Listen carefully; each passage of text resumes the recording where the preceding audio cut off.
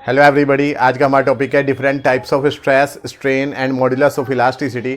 अपने पिछले लेक्चर में हमने देखा था कि इलास्टिक मटेरियल्स क्या होते हैं, प्लास्टिक मटेरियल्स क्या होते हैं और स्ट्रेस और स्ट्रेन के बारे में हमने थोड़ी सी बेसिक नॉलेज ली थी। आज हम उसी को हम आगे बढ़ा रहे हैं, इनके टाइप्स हम देखेंगे।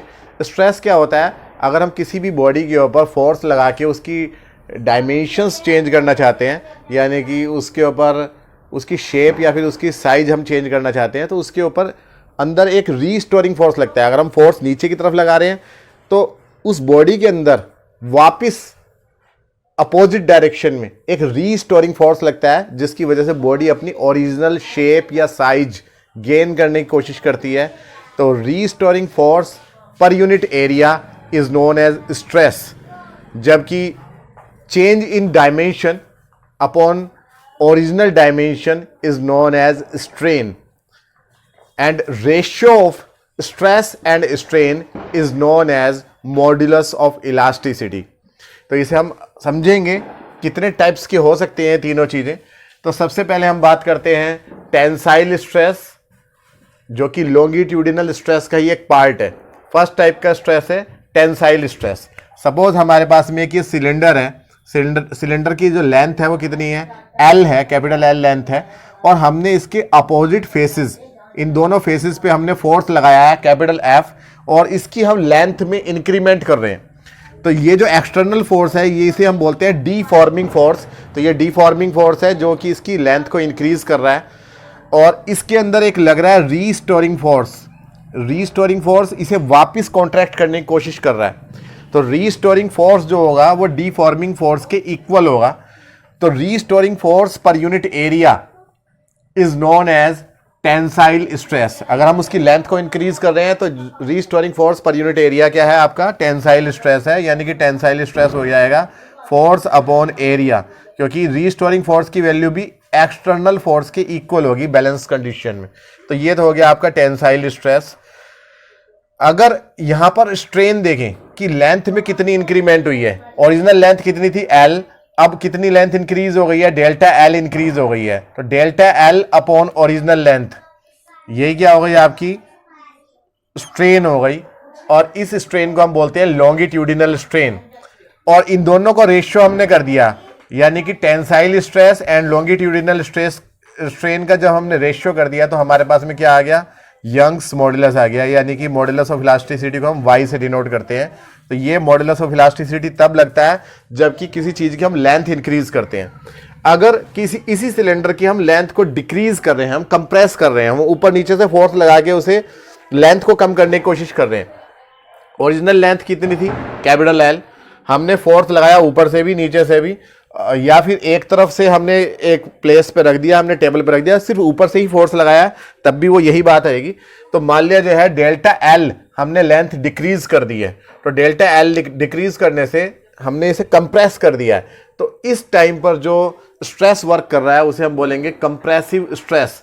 कंप्रेसिव स्ट्रेस वही होगा फोर्स अपॉन एरिया। भाई हम इसे कंप्रेस कर रहे हैं तो ये वापिस जो है एक्सटेंड होना चाहेगा, वापिस ये फैलना चाहेगा उतना ही फोर्स से, क्योंकि जितना एक्सटर्नल फोर्स लगाते हैं उतना ही रीस्टोरिंग फोर्स होता है। रीस्टोरिंग का मतलब ये वापिस अपनी ओरिजिनल पोजीशन में आना चाहता है। तो ये हो गया आपका फोर्स पर यूनिट एरिया, ये स्ट्रेस हो गया। और delta L upon original length, ये आपकी स्ट्रेन हो गई। दोनों का जो रेशियो आया ये आपका क्या आ गया? यंग्स मॉडुलस आ गया। y equal to delta, y equal to F upon A upon delta L upon L, ये आपके पास में यंग्स मॉडुलस आ गया। तो टेंसाइल स्ट्रेस और कंप्रेसिव स्ट्रेस दोनों को मिला के हम बोलते हैं लॉन्गिट्यूडिनल स्ट्रेस। ये दोनों एक ही कैटेगरी में आते हैं। और ये जो स्ट्रेन होती है, चाहे लेंथ इंक्रीज हो जाए या डिक्रीज हो जाए, इसे हम बोलते हैं लॉन्गिट्यूडिनल स्ट्रेन। और दोनों का रेशियो क्या होता है? आपका यंग्स मॉडुलस। इसी सिलेंडर को हम दूसरे तरीके से कैसे डिफॉर्म कर सकते हैं, कैसे इसकी शेप चेंज कर सकते हैं? हमने सिलेंडर जो है एक सरफेस पर रखा हुआ है, और इस सरफेस के ऊपर हम ऊपर से फोर्स लगा रहे हैं, टेंजेंशियल फोर्स। टच करते हुए हम ऊपर वाले सरफेस को साइड में डिस्प्लेस कर रहे हैं, और नीचे वाले सरफेस को हम अपोजिट साइड में डिस्प्लेस कर रहे हैं। तो जैसे कि आप बुक ले लो, एक मोटी सी बुक लेके आप इस तरीके से फोर्स लगाओगे, थोड़ी सी वो साइड में चली जाएगी। तो ये जो है आपका यहाँ पर जो फोर्स पर यूनिट एरिया है, ये मान लिया ये कैपिटल ए एरिया है, तो फोर्स पर यूनिट एरिया क्योंकि अगर आपने इस तरफ फोर्स लगाया है तो रीस्टोरिंग फोर्स अपोजिट डायरेक्शन में लगेगा, आपने इधर फोर्स लगाया है तो रीस्टोरिंग फोर्स इस डायरेक्शन में लगेगा, और ये वाला फोर्स इस फोर्स के इक्वल होगा। तो फोर्स पर यूनिट एरिया यहाँ पे क्या कहलाएगा, टेंजेंशियल स्ट्रेस कहलाएगा। तो ये हो गया टेंजेंशियल स्ट्रेस। और यहाँ पर, या इसे शेयरिंग स्ट्रेस भी कहते हैं, यहाँ पे आप देखो कि ये जो लेंथ थी कैपिटल एल जो सीधी थी वो थोड़ा सा साइड में डिस्प्लेस हो गई है। कितना डिस्प्लेस हो गई है, मान लिया ये डेल्टा एक्स डिस्प्लेस हो गई है। यहाँ से यहाँ तक कितने चली गई है, डेल्टा एक्स। तो डेल्टा एक्स यानी डिस्प्लेसमेंट कितना हुआ है अपर लेयर का, अपॉन यहाँ से इसकी डिस्टेंस कितनी है, डेल्टा एक्स अपॉन एल को ही हम क्या बोलते हैं यहाँ पर, शेयरिंग स्ट्रेन बोलते हैं। और जो दोनों का रेशियो है उसे हम बोलते हैं शेयर मॉड्यूलस। शेयर मॉड्यूलस को हम कैपिटल जी से डिनोट करते हैं। तो शेयर मॉड्यूलस का ये फॉर्मूला आ गया। तो शेयर मॉड्यूलस के लिए आप ये देखो कि डेल्टा एक्स अपॉन एल, यानी कि अगर हम ये वाला एंगल को थीटा लेट कर लें तो डेल्टा एक्स क्या होगा, परपेंडिकुलर, और एल क्या होगा, बेस। तो परपेंडिकुलर अपॉन बेस क्या होता है, टेन थीटा। तो इसी को हम टेन थीटा भी ले सकते हैं, यानी कि जी का दूसरा फॉर्मूला आ जाएगा एफ अपॉन ए और अपॉन टेन थीटा। उसके बाद में आपका आता है hydraulic stress and hydraulic strain. Third type है, लास्ट है। अगर हम किसी सिलेंडर को किसी लिक्विड के अंदर या किसी फ्लूइड के अंदर, फ्लूइड का मतलब होता है कि लिक्विड हो चाहे गैस हो, उसे कंबाइंडली हम फ्लूइड बोलते हैं। तो फ्लूइड के अंदर हमने डाल दिया, बहुत गहराई में डाल दिया, हमने समुद्र में डाल दिया मान लिया, और ये रबड़ के हमारे पास में सिलेंडर था, उसे समुद्र में डाल दिया। तो उससे जो है इसके चारों तरफ से इसके ऊपर प्रेशर लगेगा, चारों तरफ से फोर्स लगेगा। तो मान लिया टोटल एरिया, सरफेस एरिया कितना है, कैपिटल ए है, तो फोर्स अपॉन एरिया क्या हो जाएगा, प्रेशर के इक्वल हो जाएगा। Total force total upon total area is equal to total pressure.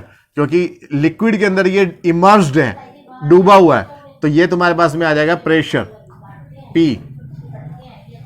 और अपॉन, अगर हम यहां देखें कि इसके वॉल्यूम में कितना चेंज आया, वॉल्यूम में चेंज आया, मान लिया इनिशियल वॉल्यूम V था और अब हो गया V माइनस डेल्टा V। तो यानी डेल्टा V का चेंज आया, डेल्टा V अपॉन V, ये हमने डिवाइड कर दिया। तो हमारे पास में क्या आ जाएगा, यही आ जाएगा हमारे पास में बल्क मॉड्यूलस। तो बल्क मॉड्यूलस होता है आपका वॉल्यूमेट्रिक स्ट्रेस, इसे वॉल्यूमेट्रिक स्ट्रेस भी बोल सकते हैं, अपॉन वॉल्यूम स्ट्रेन। दोनों का जो रेशियो होता है वो बल्क मॉड्यूलस होता है, यानी कि pressure upon delta V upon V। उम्मीद है कि समझ में आया होगा। मिलते हैं नेक्स्ट वीडियो में, थैंक यू।